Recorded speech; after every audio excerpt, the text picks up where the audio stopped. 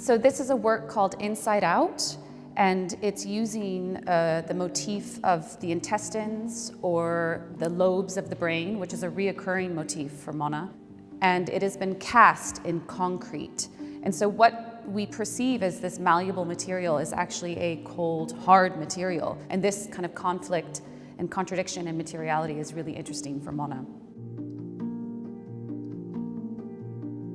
Hi, my name is Gruy, and I'm a director at White Cube, and we're here in our Seoul gallery for Mona Hatoum's first solo exhibition in Korea.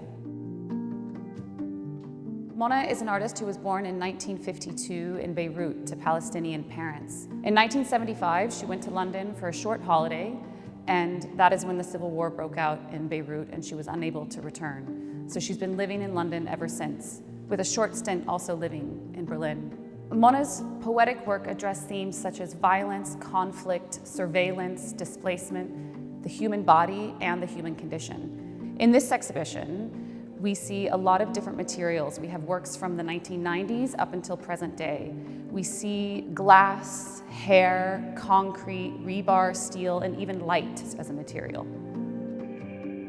In the 1980s and 1990s, Mona was making a lot of performances, and during that time she became preoccupied with sculpture and installation and the body, and that has very much continued throughout her work. Even though the human body is technically absent, we see it in a lot of works like Wheelchair and Hair Necklace. So Mona's use of her own shedded hair has gone back to the 90s. She showed her own brown shedded hair on a leather Cartier bust inside the Cartier shop in Bordeaux. This series has continued on, where she has, over the many years, collected her hair and rolled them into these balls.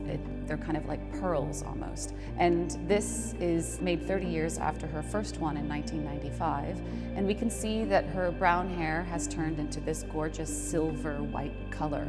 What I love about this piece is that it shows this fine aging with time, this idea that silver is a very precious material, and hence the title of the work.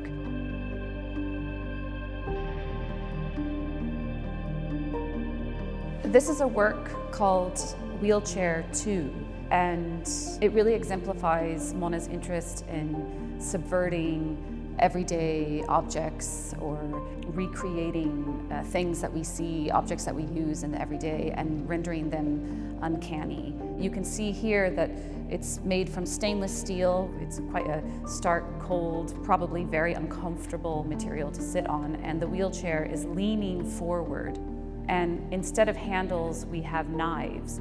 There's a dark humor in it as well. Because it's leaning forward, it's kind of trying to escape. Maybe the patient is trying to get away from the carer, but at the same time, the carer is being cut and wounded by taking care of the patient. And so it really talks about the vulnerability of both a patient and a carer.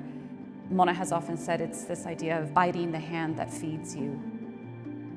These multiple views, these multiple readings of every work is something that she really wants viewers to feel. This is an installation called Mizpah, which Mona made in 2006, 2007. When you enter this room, you think you're coming into a childlike space, this moving imagery, but instead we see this silhouette of soldiers. She worked with a local lantern maker and asked him to make these silhouettes of soldiers instead of the more traditional stars or other geometric shapes that you would find on a lantern. So they appear as if they're marching across the gallery walls in this ever-continuous, non-stop way. And it's also completely mesmerizing to look at, but it's really destabilizing at the same time.